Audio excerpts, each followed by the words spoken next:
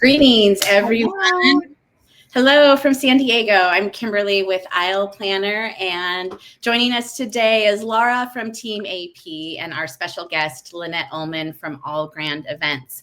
Lynette, welcome. Thank you so much for being here. We're really excited to talk through project tools and client onboarding. So we're really excited to have you join us, as I'm sure a lot of our pros are too. And I'd love for you to just give us a little bit of an intro to yourself, your business, the different facets of your business, and how you help Aisle Planner. Yes, well, thank you for having me. I love all things Aisle Planner, and I love to share all of my knowledge with anybody I can, and anybody who listens, so I'm happy to be here. My name is Lynette Ullman, and I am a wedding planner here in Michigan with All Grand Events in Floral. I have been a wedding planner for over 10 years, and I have been using Aisle Planner for just about 9 years. So I've seen a lot of the changes since then. And then I also started doing VA work for Aisle Planner for other wedding planners to help build out their systems, and mentorships, coaching sessions with other wedding planners for about 4 years now too. So I kind of hit the gamut and kind of do lots of different things and make sure everybody has my knowledge that I've gained in the last 10 years. That's awesome. And we love it. And for those of you watching today or watching on the rewatch, Lynette does support a lot of our Aisle planners, whether it's onboarding or general business practices and processes. So feel free to reach out after this. We're going to go ahead and get started today.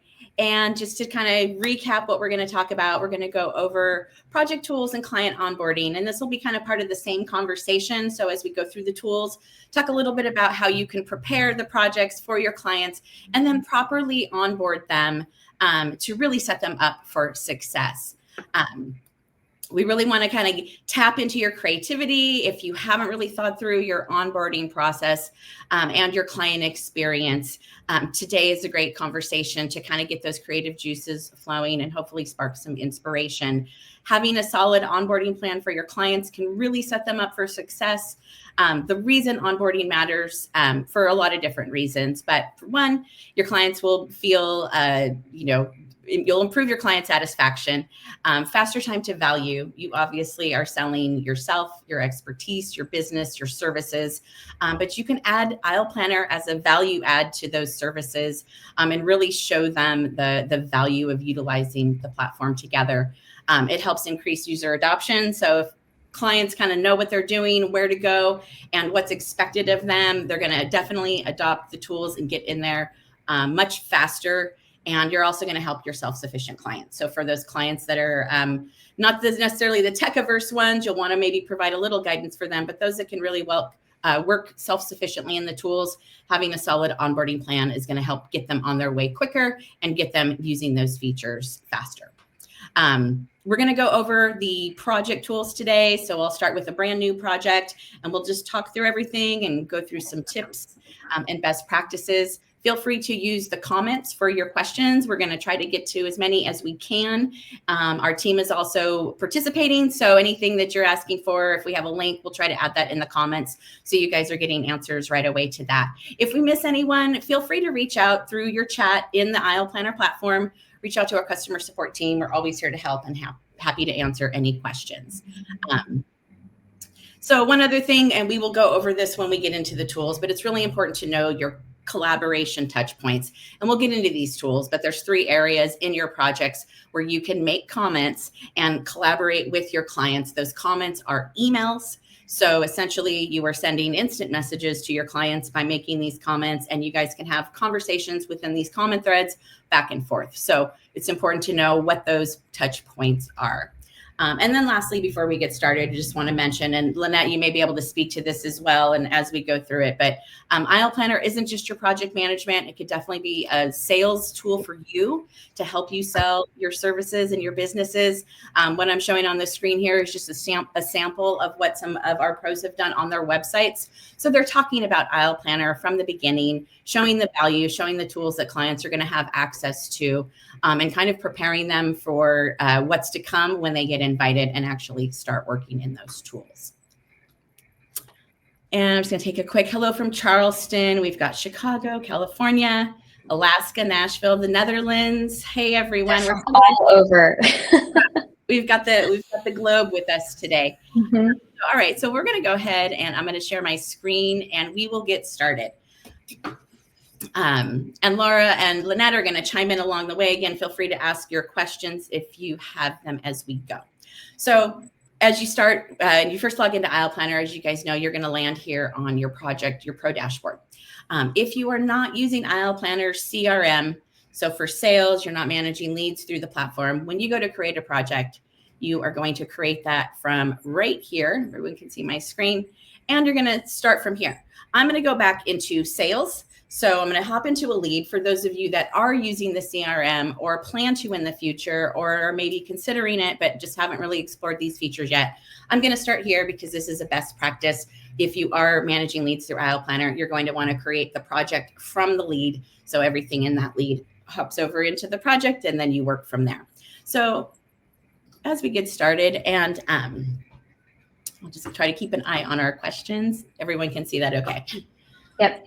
So here I am. Thanks. Here I am in this lead. So this lead has signed their contract, has paid a deposit. They're officially a client. So just a few things to note. If this is a wedding couple, if you name and put the couple's name here in this little section of the lead record, it will automatically name the project for you. So that will save you a step. Got some custom questions here. And then another thing to note for those of you that aren't aware, any notes that your clients leave in their lead form will populate here in that bottom message section of your lead contact form. And when you create the project from the lead, this will be the very first note that gets added to that project. And it is set to org members only. So clients won't even see that note. So it's a great place to jot down some notes for your lead. So as you scroll down, you'll see documents, quotes, invoices. And from right here, I'm going to create this project. You can also do this from the right side gold action arrow, documents, add quote, invoice, or create project from here. So let's get started and create this one. Now, a couple things to note. You've got several different event types in Aisle Planner. You've got wedding and non-wedding events. Very important step right here is this template selection. This is your workflow. And so what we're assuming today is that you've set up your checklist template, which is your project template, and you've really fine-tuned that to your workflow. If you are creating wedding projects, you're only going to see your wedding templates. If you're creating non-wedding events, you're only going to see the templates, the project templates you've created under the other category. So be mindful when you're setting those up, which template type you're setting up, because that's going to determine what you see here in this screen. So I'm going to go ahead and select full service planning, make sure these fields are filled in. At this step, you can add the couple's project cover image now, or you can come back to it in settings later. All of these fields do need to be completed before creating the project. And then right down here are all of the tools that come with every project. So if there are certain features that you just don't use, you can disable the tool here, and that will remove it from the dashboard. You won't see it, your clients won't see it, and it's really easy to turn back on. If you decide to use it, you can just go back into project settings, recheck the box, and that tool will appear for you and be ready to use. So let's get started. Create this project. Yeah, too. And I do want to say, when it comes to the projects, you don't have to use the projects specifically for events. You could use it for internal things. Maybe you're working on revamping your website, or you're launching a cool collection of rental items. You can have all of that as a project, just as a place for your team to kind of work through as you're completing that project. So I just wanted to throw that out there too. Yeah, and sometimes I'll even use it to store just internal data, rental pieces, timestamp pieces for weddings or whatever that looks like. I create a project that just is labeled all grand events, and sometimes it's just a place like a Google Drive place just to dump information and receipts and things like that too. So I can also have it in one place instead of using Google Drive and Aisle Planner as well. Absolutely. That's a great pointer. We do that here at Aisle Planner as well. We have a few internal projects. And one thing to note too, on your internal projects, I'll just click into this one. You don't have to use all the tools. So if this project, for internal purposes, you just store some notes and maybe a checklist where you guys use internally for your team, disable all the other tools so you really only see your checklist and your notes in that particular project, just to kind of cut back on the noise and the screen noise. So Hey, Kimberly. As you're getting in there, we do have one question in the chat on how to add other planners to an internal project from Tracy. Perfect. Thanks, Tracy. That's a great question. I'll go through setting up this project and show you where you can add your teammates. And time permitting, I can show you under your users tab where you have a whole list of your projects. So if you add a new user and you've already got your account underway and you have a lot of projects, you can do a kind of a bulk add from the users tab. Otherwise, each individual project, I'll show you that in the planning partners page. So here is this Kimberly and Tony project that I just created, and a few things about your dashboard in case you guys are new. You can control what you see on this dashboard by these settings right here. So one thing to also note for all of your projects, once the event has passed, you're going to archive it. That sends it to your archive tab. Archive projects are read only. So if you need to make changes to an archive project, unarchive it, make your changes, re-archive it. Archive projects also do not count towards your subscription. So once you archive that project, you have freed up space for a new project. And then another thing I'll point out, you have project settings. You can access project settings from the dashboard. Just on the hover, you'll see you've got settings. This will take you back into that setup screen where you can modify any information. This is where you can come back to add that project image. You can change the event date, or you can come back in and disable or re-enable tools. You also have notifications. These are project-specific notifications, and they do not override your global notification settings. So if you're working with a team and maybe you got added to a project, but you really don't want to see a lot of the activity happening in that project, but you still need access, you can go into that project settings and set your preferences here, and that will impact only that project and not everything else globally. So that's all just from the dashboard. So let's click into this project. And this is where everyone starts out with a brand new project. All of your tools will start out in prep mode. And prep mode just means that the tool is unreleased, so not visible to your clients. If you were to invite them today with the tools in prep mode, they will not see any of these tools along the top of their menu dashboard. One thing we always recommend to do also, this is with anything in Aisle Planner, test it out on yourself.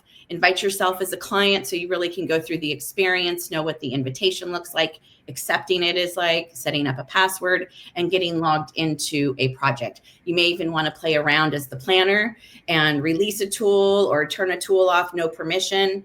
Log in as the client so you can kind of see what those permissions look like, just if you want a little deeper understanding of really what your clients see at the different phases and states of their project. So beyond the prep mode here, you've got all the tools. Again, if you disable the tool, you won't see it and it will not populate on the dashboard. Planning progress is driven by the checklist. So as checks are marked complete or tasks are marked complete, this wheel will fill in.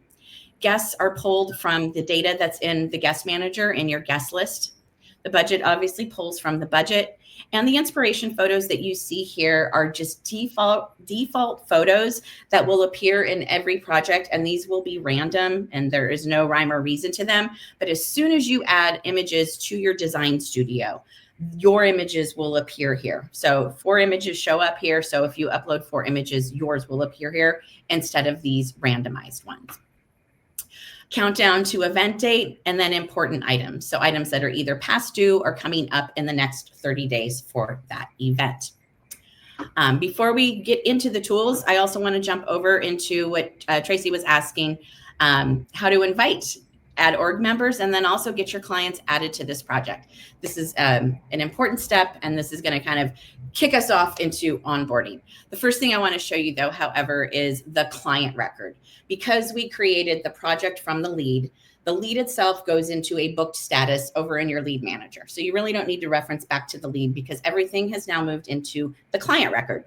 So you'll see their name, their information, anything they filled in that was in that lead record is now part of the client record. Any notes that you've had and any documents that you've sent to them thus far. Now that you've got the project tools and you're working with them in the project, you may not need to send too many more documents. The contract is signed and everything is buttoned up and now you're in project mode. But if you have questionnaires, that is an area where you would come here back to your documents section and you'd be able to locate and spin up your questionnaire templates and send those out straight from the client record. Yeah, and I'll add to the questionnaire. You can actually access the questionnaire after it's been sent and after you filled in some information. It is kind of a live document. So as long as you have that link or as long as your client has that link, they can go back and forth and change their answers or update things as you progress through the planning journey. So yes, indeed. And Lynette, anything here that you want to chime in on before I'm going to jump into a few tools to kind of prep for client invitation? But if there's anything here that you do that you want to add to before we jump into that. Yeah, I think the prep mode looks a little different depending on what project or what service you're offering. If I was onboarding a coordination client, I'm going to give them access to everything right away so they can start the planning process on their own. And then they have all of the tools necessary. For my full planning couples, I actually don't give them the option to view the budget until we've had that budget meeting. So that budget category actually stays in prep mode until I'm ready to have that budget call. And then I will release it and go over all with them. I don't actually also give access to my timelines for any of my couples. So that stays in prep mode for the entire time because my timelines are very overwhelming and very long and have things like when I'm changing. They don't need to know when I'm changing out of my setup attire into my ceremony attire, things like that. It's just too much for them. So they actually never get access to the timeline. I download that and give it to them separately. So there's a couple things that I kind of play with when I'm releasing things, when I'm going to set up an onboarding client. Yeah. And that is a great point, is that everyone really uses IL Planner differently with different clients. So full service, you might do a lot more for them versus coordination, where you kind of unleash them in the tools and say, have at it, here you go. Corporate events are going to be different from social events and wedding events. So everyone uses IL Planner a little differently, different permissions, different tools. So we let you shape this onboarding experience, but we're here today to give you some really great ideas and some solid plans and inspiration to create something really amazing on your guys' end, in your own voice, in your own brand. So coming back to the project dashboard, we've got these tools in prep mode, and we'll just go through the tool dashboard one by one. So feel free to kind of chime in on checklist or calendar timeline as we get there. The first thing I'm going to look at is the checklist. And as we land here, you're going to see whatever template it is that you selected. So hopefully you do have your template set up really great for your workflows. You'll have an assignments overview, full checklist. So you can toggle between everybody on that project and those assignments, and then the full checklist. And in the full checklist, you also have two views. You can view it by the categories that you've set up. I know, Lynette, you mentioned you do phase-based planning. So this might look different depending on how you like to set up your workflow. But what will be the same is you're going to have a category, whether that's called phase 1 or 2, or whether that's more broken down by subject or topic matter. You're going to have the task itself. Now, one thing to note is in the template, you can do pre-assignments. If you make a note in the pre-assignment field, and we suggest right now keeping it simple, is it a client task or is it a planner task? When you bring that template into the project, you'll be able to see and identify those tasks that need to get assigned to a client or to yourself or someone on your team. Good question in the chat. Can we change the checklist template if the project is created? That is a great question. Unfortunately, at this time, you cannot. The project template, when you create it, and as you see, when you drop it down and you select it and you're doing it in that project build state, it really gets incorporated into the project. So all of the due dates and timeframes that you set up in your template are going to sync up to those timeframes based on the event date. So right now we don't have the ability to undo that because it syncs across all the tools based on all the categories. We're getting there. We do plan to implement that down the road. We know a lot of people have asked for that, but kind of best practice here is just to make sure that your project checklist template is really kind of tuned into your workflows before you start creating too many projects. If you've already created the project, you do need to edit that checklist in the project. If you just created that project and you said, oops, I picked the wrong template, or oops, I actually want to go work on that template, I just created this project, you could always archive it and start again. So if you just did it and you haven't done any work in the project and it's worth it to you to swap it out and start with a new proper template, then you can do that as well. But we do have it on our roadmap to make that a swappable template. So with the pre-assignment, just kind of to note, so it kind of helps you visually. If you have a really long checklist, it'll help you kind of quickly go through and say, okay, this is a client assignment. You can't yet assign the tasks until you have added your client to the project. So we're going to go do that next so you guys can see what that looks like. So over here under planning partners, the person who creates the project is automatically the project lead. The project lead is indicated by a gold star. The gold star primarily just indicates who the lead is, and that person gets all notifications associated with that project, versus other org members can turn things on and off. And the lead can still as well, but that's the project lead. So most everything goes there unless you set it otherwise. The account owner automatically gets added to every project you create as well. So if you aren't the account owner yourself, when your org members create their projects, they will be the lead, and the org owner will automatically be added to the project for visibility. At this state, nobody else on the team actually will have visibility into this project until you add them. And the reason for that is because we have some big teams, and not every coordinator or every planner is working on every single project. So we let you control who works on each event. Can we switch leads? That was a question in the chat. Yeah, you can. So if you just hover on the gold star, you'll see the hover and you can pick it up. And I just switched it to Christina. And as you may know, Aisle Planner, you find a lot of things on the hover, so you don't see it right away, but it is right there. And the other thing to note here is there are no clients added to this yet. So I'm going to go ahead, and you've got two options.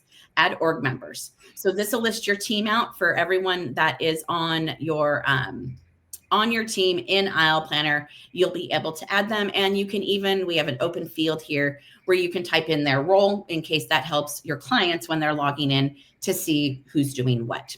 So next we're going to add a client, but we're not going to invite them yet. So add their information, you click add client vendor, and you'll see now that Kimberly's here, not yet invited. I can preview the invite, and I can also go ahead and send it from here, but we're not ready to do that yet.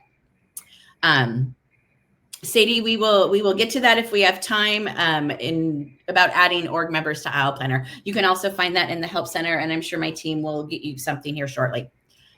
All right, so we've added the bride to the project, and let's go back over to the checklist and see what the assignment overview page looks like now. So previously it was just Kimberly, nobody else here, and then Christina. I added Courtney, so she's on our team, and then we've got the client and planning partners side here. So now we can start assigning tasks. And one of the best practices for onboarding is to make sure that as you come through and prep the project, that you do add a few tasks to assign with them. So as you review the tools, this is one that they understand how to use. You can get them in there right away. Again, this goes to client adoption. Assign a few tasks, make a comment in those tasks so they get a notification, they can reply back to it, even if it's just a hello, take a look over at your notes, I've added a bunch of notes to your project, or anything like that. Any, even simple communication, just so they kind of understand how this is going to work. And so you can add tasks just ad hoc. You can add a brand new task from here, or you can go back over to that checklist and now go through your client and make assignments. And you'll see the client is now here to have assignments made. The pre-assignment note goes away. So now it knows that it is assigned to Kimberly. If you assigned it to multiple people, which you can then put a star here, and that will just indicate priority. So who is responsible if more than one person is tagged in that, who's responsible for getting it done.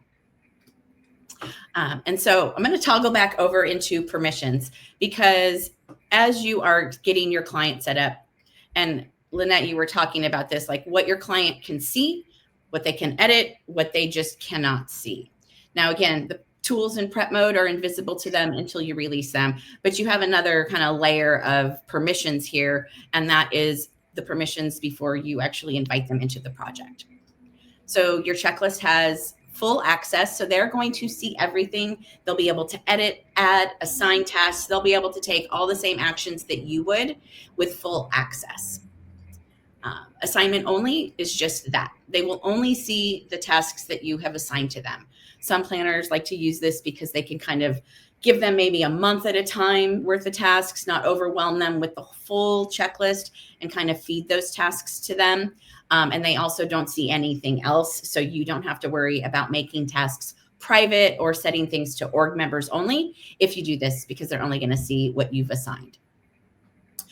Or there's no access. No access on any of the tools is actually going to remove it from them being able to even see that tool on their dashboard.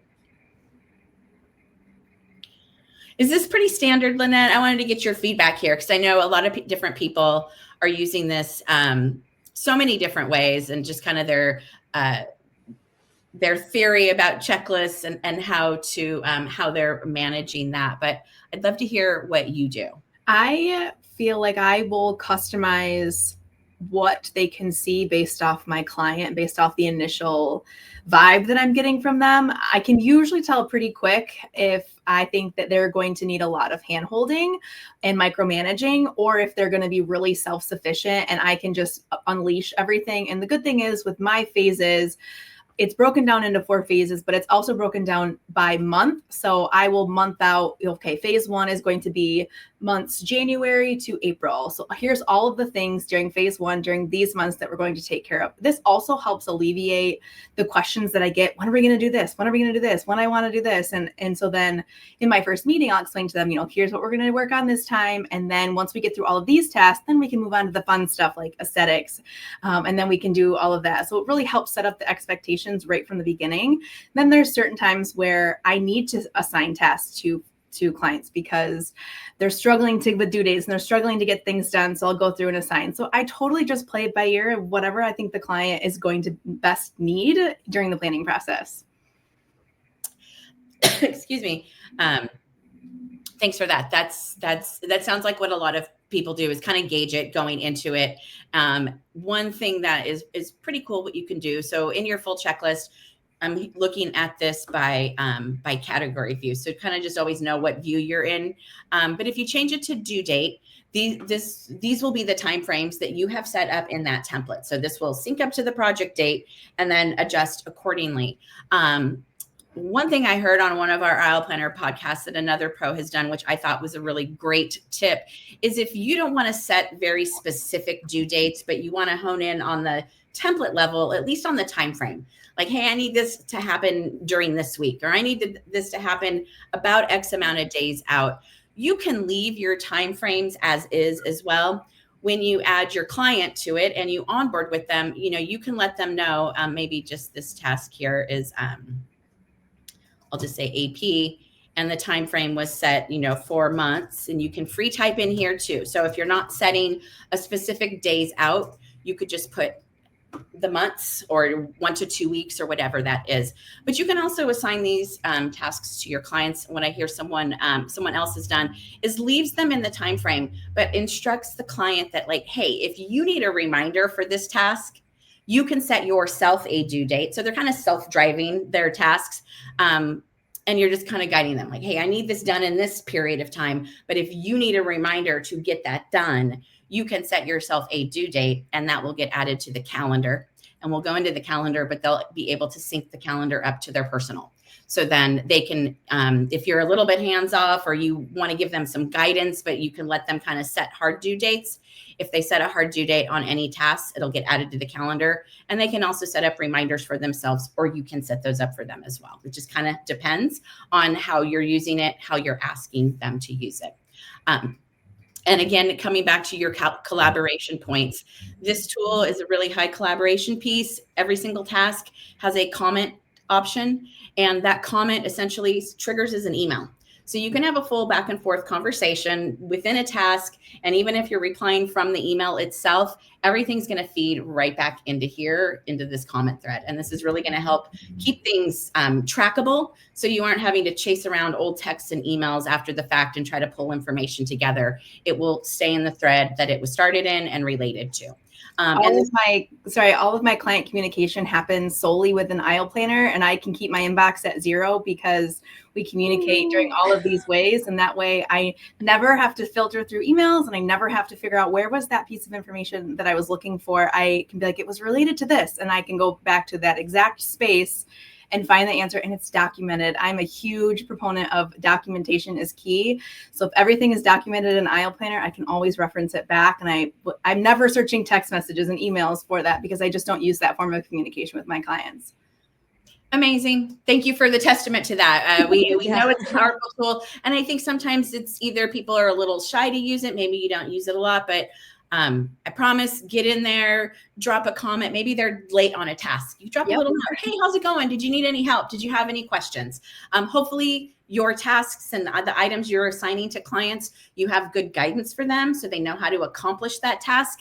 You have this description area here to provide additional resources to link to something else. So whatever the task itself is, you're obviously helping them accomplish that task when it applies. But the comments are really a powerful, great way. And I think sometimes they go, okay, great. Yeah, comment, just drop one in there, get that started in their email. It again helps with client adoption into the tools. You can also, this is also where you set expectations as well, right? So you can, when you onboard with them or you, whatever your note is, and we'll get to some onboarding notes, setting the expectation, letting them know like, hey, this is how I communicate. If you have a question, please make sure it's here so I get it right away. I know exactly what you're talking about, and I'm able to reference back, and we can keep track of it. So just kind of setting that expectation. I have a whole paragraph and a whole section in my onboarding welcome brochure that gets sent to them right at onboarding, all about Aisle Planner and how we communicate and that we use these tools to communicate. So right when they sign, right when I'm onboarding, they get the expectations right up front that this is the system that we are using and this is how we are using it. So they even get that access at the same time that I give them Aisle Planner access. So they get to see all of that. That's amazing. And if they know that they're going to be invited to Aisle Planner and that they're going to be using the system, they're no stranger to it, and they are expecting it.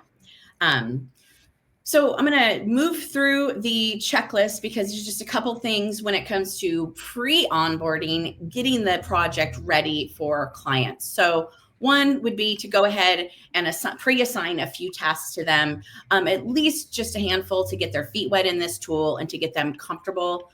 You could even, if you do an onboarding call, assign that a task right there in the moment so they get the email and they really kind of see in real time how that all works. And your prep mode for your checklist is right there. So you just release it. There's no notification releasing. There's no undoing releasing. So just be mindful when you release that. That just means it's visible to your client if they've been invited and if they have full access. If you do release something by mistake and you want to pull it back, you can always go to their permission, make them no access for the time being until you do what you need, and you can update their access. So from the checklist, I'm actually going to jump into notes because notes are one of the big areas and powerful tools where you can put a lot of your internal resources, your planning guides, and your onboarding notes. This is if every other tool is under prep mode and you're not yet ready to invite your clients in, at the very least, you could release your notes, give them the notebook to at least start kind of looking around and getting their feet wet and understanding what's to come and what resources you're going to put at their fingertips to help them plan their event. So first things first, prep mode in the notebook is actually over on the right-hand side. So just make note of that. Everything else is on the top of the screen. Your notes are on the right. This is that note from the lead that we created. So this note is set to private. You can see restrictions visible to org members only. That kicks off the project. But for your client onboarding, I'm going to go to actions. I'm going to add a new note. And again, templates are your friend. Templates are going to make your work life so much more efficient. Never recreate the same thing over and over again. If this is something that you use in your day-to-day, or it's questions you get asked frequently, save that information, build it as a template, create it. We have a few different options. You can shortcut, do a shortcut link. You can do this at the project level. So this is just for this project, or you can create that shortcut as a template and then add that to any project over and over again. You can create a note from scratch. This is just something that you might want to jot down some call notes or build something from scratch within this project. Most of the times you'll be adding from your template. So I've got that selected. I'm going to create a new note and I'm going to select from my onboarding notes. Those are going to be the first ones I add to this project. And over in your note templates, you have the ability to create folders. So this is where your list of note templates show up. Personally, I find it easier to segment them into folders, so I'm not looking through a huge list and trying to spot and find the ones I need. I know I have all my onboarding notes right out of the gate right here. So I'm going to add a few of these here, and a couple of them are duplicates of their title, but they serve a little different purpose. We'll just get this going. Oh, a quick tip that I've learned is when I'm onboarding my notes section, I actually start from the last folder and work my way all the way up so that they end up onboarding section is first, because I have all of my folders just like you would. So maybe event design is a folder, and then maybe a venue information is a folder, but I want those down at the bottom. So I actually start at the bottom and work my way all the way back up to the top so that they're in chronological order in my notes section for my client. Nice. You're so writing. You're so Writing that down. I know notes are a popular tool. One thing I know a lot of pros will be excited about, and we're working on this. We're not there yet, but with the project template updates down the road will be when you create your projects, you'll get to have a lot of your notes already preloaded, contacts, and a few other things preloaded. So we're going to get there, but for now, we made it as easy as possible. So you'll just have a list of your templates and just check the ones you want to add. So here we are in the project, and this isn't everything, but these notes are really related to how you may onboard your clients. And I've put a few here just to give you some examples. I know Lynette talked about like what's to come, what's this journey going to be like, and primarily to help your clients understand, this might not happen for a few months. So no need to get anxious or to see a timeline and be like, what about this? What about that? Or to see a checklist and worry that something is or isn't happening. So setting them up from the beginning, the expectations, the journey that they're going to have with you is always a great idea. It gives them kind of a sense of comfort, and they're going to kind of understand the process ahead. And you can accomplish this a few different ways. I just had a couple here. Your planning journey, this would be high level. And again, these are things you can build on your own. You can create a Canva file and upload that Canva directly into a note. As long as it doesn't need editing, you can upload any images, but just to give them an idea to set them up for success. And again, if you aren't familiar with our notes tool, this isn't a note deep dive, but I will show you a couple things. You can turn on and off your branding header. You could insert your own image here. I know a lot of people like to insert actually like banner images on their notes. So instead of the logo, they can actually say like, this is this note, or this is guest management, or whatever they want to do. This particular one is just an image upload. So I could still add content to the body of this note if I wanted to add more elaboration. You can also just click this and upload your own file here. So maybe you have a nice graphic that you want to display for them. So that's one option. This thing you can do, and I just added an image here. I thought it would be cool that like you could even add like keep this as a blank keep this as a template with all this information, but maybe leave the top of it blank. And so when you bring that project in, you actually add the couple's project image here. It just personalizes it. It's nice. This is just a screenshot of the tools in Aisle Planner. So you've got your dashboard, and this is getting into, let's get creative with the tools that you have, understand the way that you use them and how you're going to ask your clients to use them, how you guys might use them together, and provide them kind of a little explanation of just what that is. Without giving them a full tutorial on the tools, you can set them up for success by, showing them what they're going to see. And here I just did a quick little kind of one sheet, talk about the checklist, explain what's going to happen. This says, we'll be assigned 30 to 60 days out, use the comments, quick tips for the checklist, the calendar. And again, if you don't use these tools, you wouldn't have them here, but you can then, just kind of recap to them the tools and how you and them are going to use them together. Let me show you guys another one. Guest management.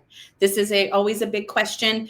Guest management, layout, seating, RSVP is a very robust feature in Aisle Planner, but a tool that a lot of times your clients are really going to need to engage in because they know more than you know about Uncle Joe or Aunt Sally and where she should sit or what they're eating. So your clients definitely get their hands into the guest tools more so than maybe others.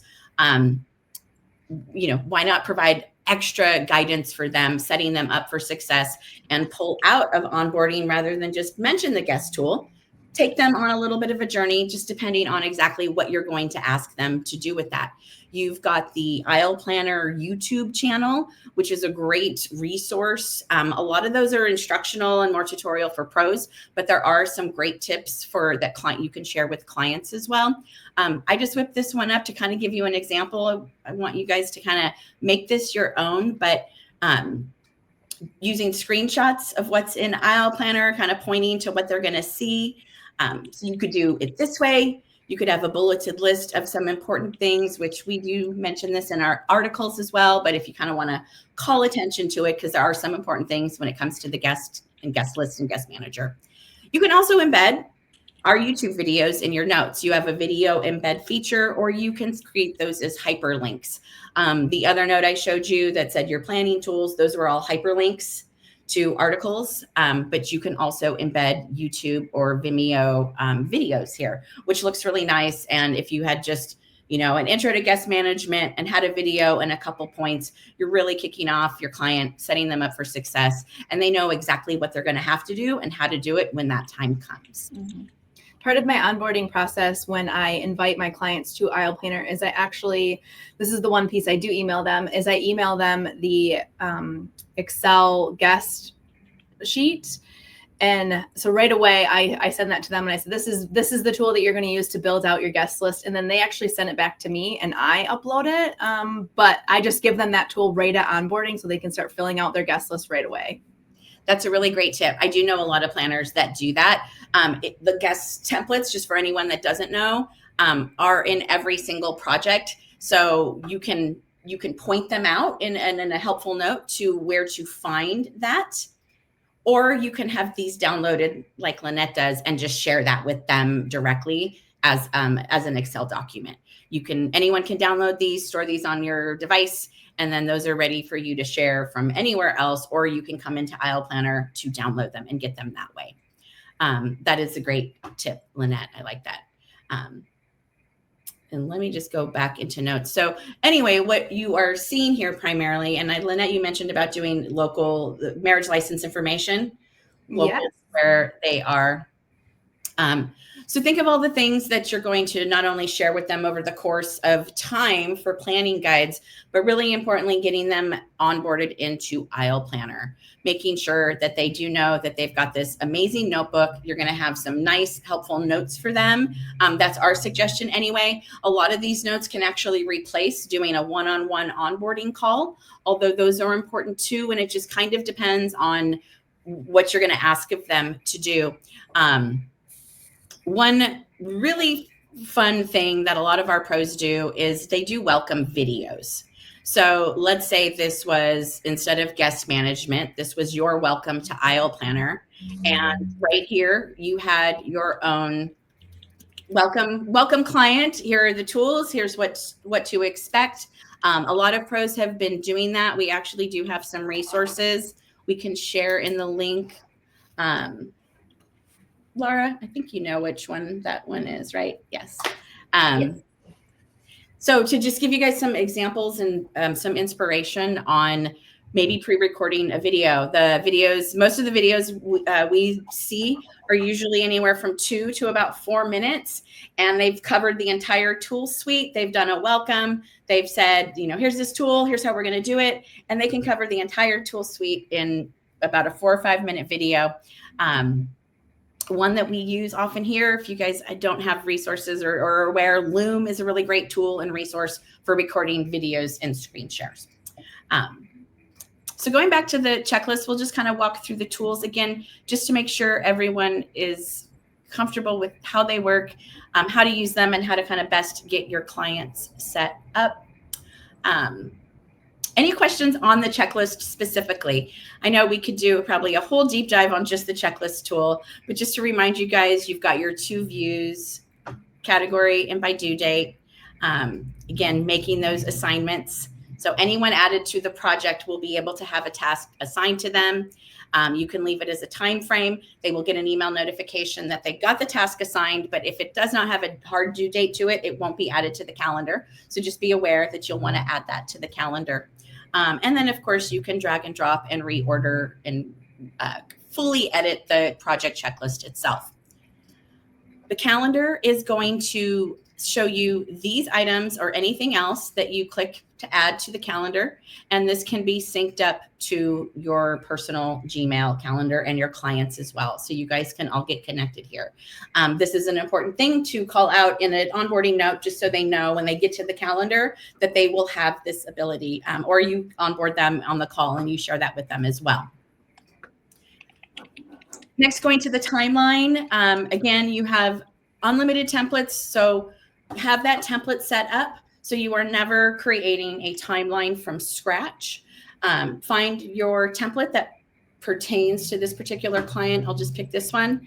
And if you've got your timeline, all the framework, all the formatting and everything done at the template level, when you add that to the project, you're just now really adding client specific details, because everything else is really done to your brand, your voice, your color themes, or whatever else it is that you always have on your timelines. Like Lynette said, these things can become major documents with a lot of detail. So your client, again, this one is in prep mode, so the client's not going to see it. You can release that. For permissions on the timeline, you'll see that you've got full access, read only, or no access. So read only, they're just going to be able to view it. No access, they don't even see the timeline in their toolbar.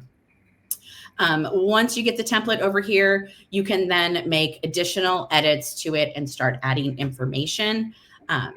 To remind you guys where your formatting is, you've got no time, just text. Just a reminder, no time, just text. You can drag above your first date entry. A lot of you want to put information at the top of your timelines, and that's how you do it. You set the time to a no time, just text, and then it can drag above. You can also do specific times, time frames, so you have all your formatting still here within this specific timeline. You can also add additional timelines. If you wanted to create another timeline for something completely different, you also have your filter views. So let's say you wanted to create a filter for just your photographer. It's going to show you kind of a blank timeline with all of your items, and you can introduce items to be shown or remove items to not be shown. And that will just add it in the download or remove it from the download. So you can create very specific timeline filters. Let me see what this question, Diane, so there's a standard palette. Diane asked, will the colors ever be adjusted so that there's a standard palette? It will be helpful in the timelines and the floor plans. Yes, we have a full timeline revamp planned. And at that time, similar to your notes, it will remember your colors. So you can set your company or your org colors, and it will remember that. So you aren't having to find those RGBs and search that color wheel. We're getting there. Thanks. That's a great question. So you've got your different filters that you can create, and then you can also download accordingly and show this information or not show it on the downloads. The timeline tool in the Help Center has several really helpful articles that give you all sorts of pointers, best ways to use it, different ways to download and use those filters. So please explore the Help Center if you want to deep dive into the timeline. But if there is any questions so far, we'll just keep moving. The design studio. So this is another collaboration piece. This is where you can leave and make comments, and your clients can also make comments. Now, a lot of questions here is kind of what's the design studio or how to use it. Consider this your refinement area. It's not necessarily meant to totally replace a Pinterest board, although some people do use it like that.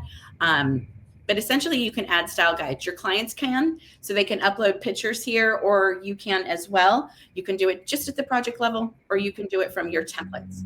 And again, how you use the style guides is really kind of up to your business and how you like to use these. You can show off different venues. You can show off some rental pieces. I'll just go ahead and add a few here so you guys can see that. When I'm onboarding my couples, I will, if it's a venue that they have booked and I've already worked at, I will include the photos of the venue right at the start, so they can have all the inside scoop photos of things that I've taken from site tours that I've already done in the past. So that way we have a whole album just of venue photos. Exactly. So, right, if you're working at the same venues often, you've done site tours or whatever, you can have those, even if it's just images, it could be Google Maps, but you can create those folders and have those here. You can always, templates are a work in progress. You build as you kind of work and as you go, but you can have your rentals. It's really completely up to you how you utilize these. I know a lot of floral companies are using this for seasonal flowers or different colors and types of flowers. I have a whole napkin folds album of all the possible napkin folds, so that way I can upload it and pick one. Yeah, I think I would say if it's this, we've got tablescapes. You can get very granular in here, but the design studio is another area for. Can you have images? Good question. The style guides. Images in the template so that when the style guide is uploaded, it will be filled. Yes. So these are all from templates that you see here. And I just do an add from template, and I've got a folder for lighting design. So my outdoor lighting and gobos that I created over in my style guide templates, I can now add to this project. That's a folder here. And you can approach this a few different ways. Maybe you have a ton of images here. You've already talked to the client, so you know where their direction is going. So maybe remove the ones that don't apply, or you can show them everything here. Perhaps it's a specific venue and they do really cool effects, or maybe these are rental pieces and your production company, brings in some of this equipment. And within each of these images, you can then have comments. So that's when your clients can say, I love this or I hate this. You can start to remove the ones that will no longer apply and kind of hone in and refine on their design decisions or ideas. I knew you were about to go to palettes, so have at it. How do you use the color picker for palettes? So your color palettes are going to kind of start from you can start them from an image. The color palette looking at an image is going to pick up the 4 most predominant colors, or actually, 6 most predominant colors. If you don't see the color here and you're wondering like, why isn't it picking up? Just maybe hone in and screenshot that color, or even find the Pantone or the RGB of that color and just screenshot it so the system does pick it up, because it just depending on the image. So I can start to save colors. I can create a color palette here, start to save, add that to the color palette. You just kind of keep clicking, and now I have started a color palette. If I want to add a new one, so maybe I say linens. And Diane, I don't know if you saw this or not, but I'm going to show something in the layout tool related to the color palette. I don't know if you missed it last time. You've also got a color wheel. So you can use the color picker. You've got a few different options with your colors, but let me just add a few more just so we have a little bit of maybe that is linens. I want to do linens. So now you'll see your general color palette, and then you can do linens, florals, whatever is going to happen for that event. You can create all sorts of different categories and color palettes. So just going back before we move on here, the images themselves can hold comments. The comments are instant emails, so you can have a full conversation and dialogue with your clients here in an image to make decisions, eliminate certain things, add certain things, make changes. But these can all stem from your templates, which are a huge time saver. And it just really depending on your business. If you use the same rental pieces often, go to the same venues often, it really is kind of the sky's the limit, and your style guides get pulled into the design studio. So that's where those images will show up and where you can work on them from there.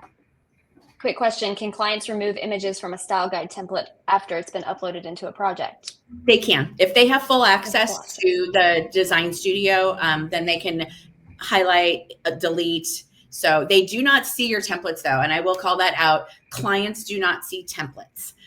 So setting this up, you're setting this up for your team and you internally. This isn't a list that they are going to peruse. You need to add it to the project, and then you can delete ones that maybe don't apply and fine tune it from there. But clients do not see this template list. And I'll go ahead and release the design studio. And then if you wanted to add a new one just from scratch, ad hoc right here, your clients are just coming in. Again, let them know in the design studio. We have a help center article. Feel free to screenshot it from your account, grab a blurb from the Help Center article if you think they just need to know a couple little steps to help them get there. They can add a planning category, and these categories start in your project template. Again, tying it all back to these categories. Create a name, create a style guide. I'll just call this that. And then we have a blank one, upload your first image, and clients from there can upload their own images. And what about comments? Can comments from the template side be brought over into the design studio? So there are no comments on the template side. It really is just the folder. It's not until you bring it into a project that you have, because then now you have a user. The template is just the template. Now we have a team. We have a lead planner. We have a client. So the people are commenting. It's not just kind of an open field. It has to be brought into a project first. Okay. Lovely. Next, we're going to get into our guest list, and this is a whole tutorial in and of itself, and we have done one. So please do visit the Help Center for a deep dive guest management and RSVP 101. We did a whole 1 hour webinar on this, so I'm just really going to kind of skim the surface here today. But all of that information and that webinar is available to you, and it is a really good one. So if you haven't really utilized this tool much, or you're a little trepidatious, you're not sure, because it does do a lot, please do watch that video. I think it's going to help answer a lot of questions and show you some things that maybe you didn't really notice before or were aware that Aisle Planner had. Excuse me. Your couple is automatically added to the event when you first create the project, and they are automatically RSVP'd to all of the events automatically. So you don't need to un-RSVP them. You really don't need to do anything. If these are the events that are happening, they're going to be RSVP'd just right out of the gate. And your clients always start as RSVP 101. That's the first guest in Aisle Planner. It is 101. A lot of people ask why it's not one. It's 101 right now, and it goes from there. 101 on up, and those numbers do not repeat. So if you delete 102 through 110, your next RSVP number is going to be 111 and go from there. So just keep that in mind. And this will just really help you. This RSVP number is really just for keeping track for your stationer or writing on the back of an envelope, so you keep all your guest parties straight. Otherwise, that number is arbitrary, doesn't really mean anything. So some people want it to reset or want the numbers in order. They really are just a kind of a number stamp on that guest party. They start at 101 and go from there, and they do not repeat, so you don't risk having duplicates. You can also turn off and on what you see in this guest manager. So if you don't want to look at certain fields or columns, you can remove it so your view is much cleaner. And then you're going to have two views. You're going to view it by guest party and by individual guest. And make sure your clients are aware of this. Sometimes they get worried because they don't see that they had an email address for their guest, and maybe they were just viewing it very simply under the wrong view. Individual guest is going to let you manage the individual, change their name, their RSVP, add a meal. Otherwise, looking at the guest party, you're going to see the whole party, and then you would click into the record itself to see all the guests in that party. Thanks, Jonasa, for adding some links there. For the webinar, which is definitely worth the watch. In addition to the guest management and RSVP, we also have the layout and seating deep dive webinar, which is also a really good one. Tons of tips and tricks and best practices and different ways to use the tools. So basically, you or your clients are going to come here, identify the template that is going to be best for them, download that. We do have that video, so take a look at that. I'm not going to watch that today here because I'm going to run out of time, but essentially your clients will then upload their guest list. And once those are all in Aisle Planner, oops, I did this a couple times.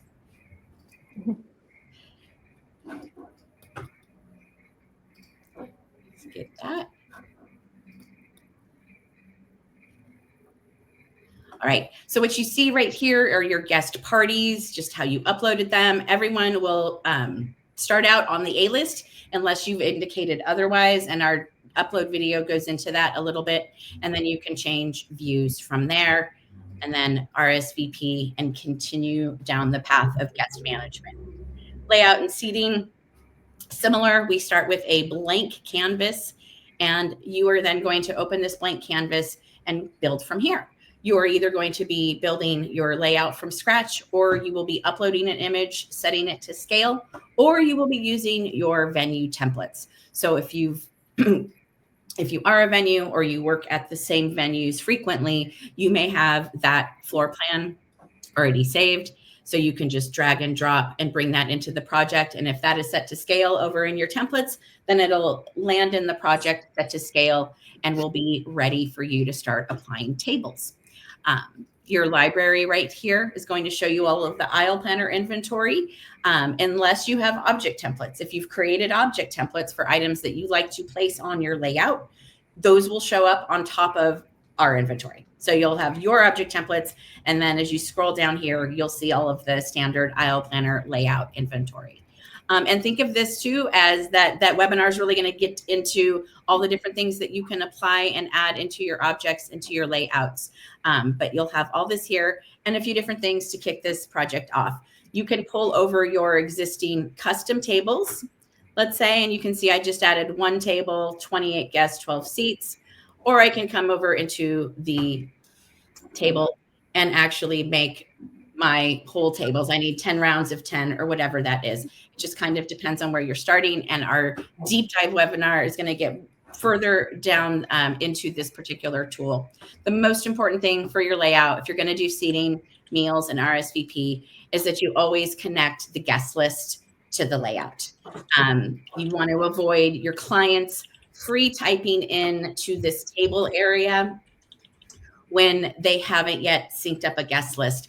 The guest meal, the guest dietary notes, children, infants, high chairs, wheelchairs, all of that can be synced up and managed through their guest record. So you want to actually be seating the guest. You're going to get check marks. You're going to see that you have them seated, and you'll be able to keep tabs to make sure that you don't have too many tables, too many seats, or not everybody is seated. Someone has a question. Oh, yeah, she was asking how we get our hands on more object templates. We will then go into context really quick. This is your third collaboration piece. We always will say best practice, add yourself as the very first vendor. And I'm just going to add a vendor here. Set a planning category for them. And if you haven't started working on your vendors yet, this could be you. So your vendor record is here. So when you onboard with clients, you are having the conversation about what they're going to see here, that you'll be putting, contracts, invoices, proposals, menus, anything for that vendor in this vendor record. And then this is where in the comment section, you and the clients are going to be able to have a dialogue about that vendor and keep everything on track and organized. This is the hub of my communication for all of my clients. You do a cool little trick, right? Don't you tell us your little trick, that workaround that you do? I don't know. I don't know what that is. Was it guest management? Oh, yeah, I just have a couple things. So I'll of course put my contact in there as myself. And that's kind of a way that I communicate with my clients for random things. Like I'll put the timeline in there, or I'll put, if they didn't schedule a meeting with me, I'll pop my meeting link in there. Don't forget to schedule a meeting with me. But I also include a contact for marriage license information as a way for us to communicate about that marriage license.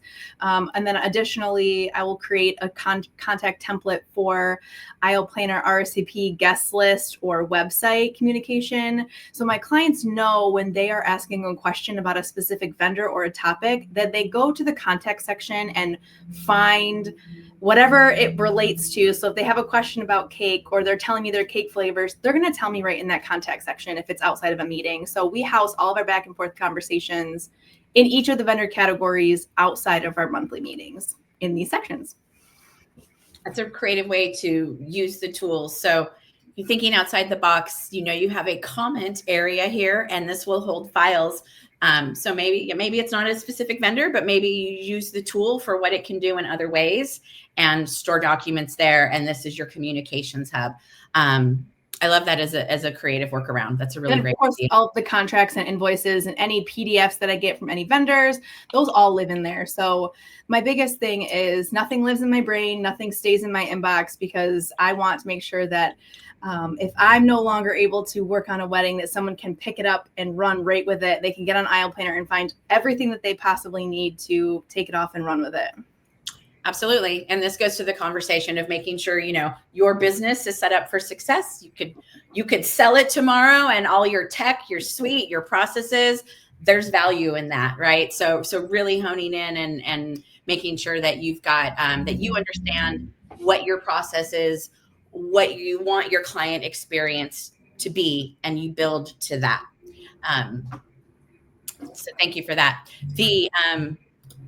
As we know, the contacts and budget tool are other kind of big tools that you may or may not let your clients have added in. You may or may not use the contacts or budget tools, but what you will be able to do, and we have articles on this to really kind of deep dive and walk you step by step, is manage their payment schedules, manage their invoices. You can manage invoices on or off the budget.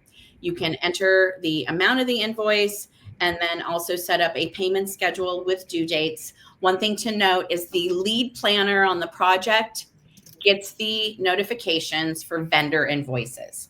That will be a notification to you as the lead planner, and it will also create a task that is uncategorized. It'll be a reminder with a task. You'll also get that up here. Excuse me. That task is meant to be assigned to your client. So for now, we will be adding the option for you to toggle and just have those go straight to the client. But we wanted pros to be able to vet and make sure that that invoice due amount, in case it was contingent on maybe guarantees, or you're managing the vendor, just so that the planner has eyes on it before sending it to the client. So that's what that little stop is. It notifies the lead planner, creates the task, and then that task can just be assigned over to the client. And then once they check it, you'll know that they have completed that payment.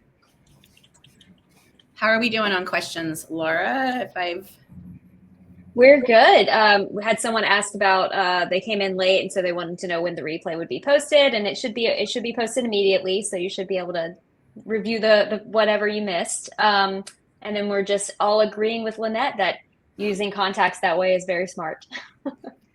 Yes, I know. And I love aha moments. So hopefully everyone today has had an aha moment, a little nugget of information that they maybe didn't know or hadn't maybe thought about before, in just the different ways that you're going to set your clients up for success.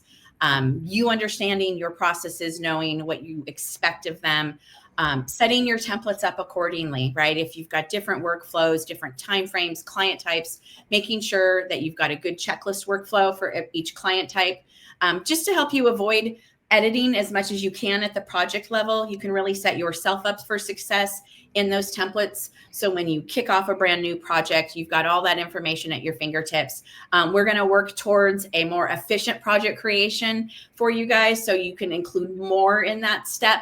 But for right now, you're adding your templates.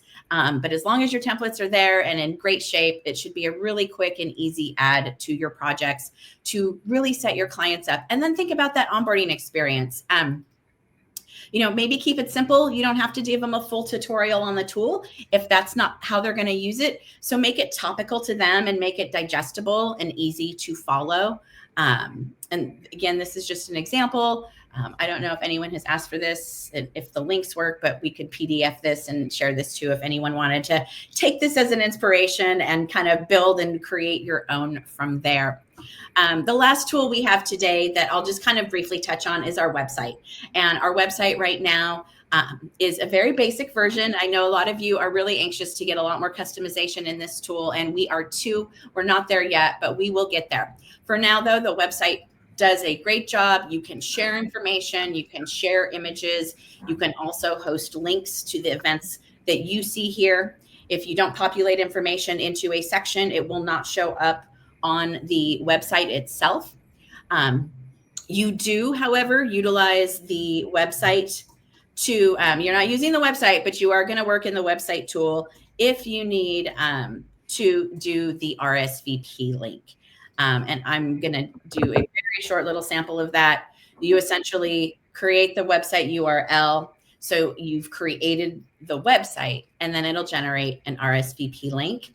And there are some steps to get that live and to sync your guest list up to it. Visit the RSVP Guest 101 for that tutorial. And we also do have a video on tracking RSVP. So again, that is a video that you guys are welcome to take from any of our resources and patch that together or put that together in the presentation that you want to show your clients in your voice under your brand, how you would want to work with them in the tools and what the expectations are for them and for you. Quick question in the chat. Can you just release the website without releasing Aisle Planner to the client? Can you just release? So you could a couple ways.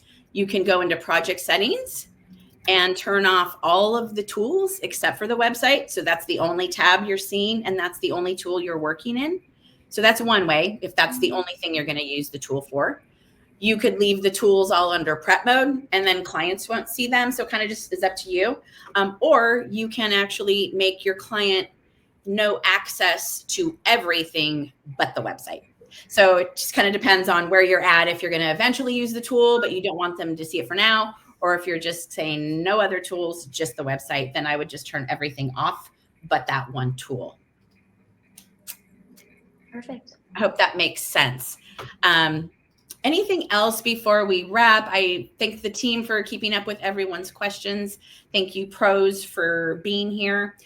We really want you guys to lean into getting creative, and we're always here to help and spark that inspiration. But we hope that you can utilize the tools and content and everything that is available to you to really kind of shape a great onboarding experience to make your lives easier and your clients' lives.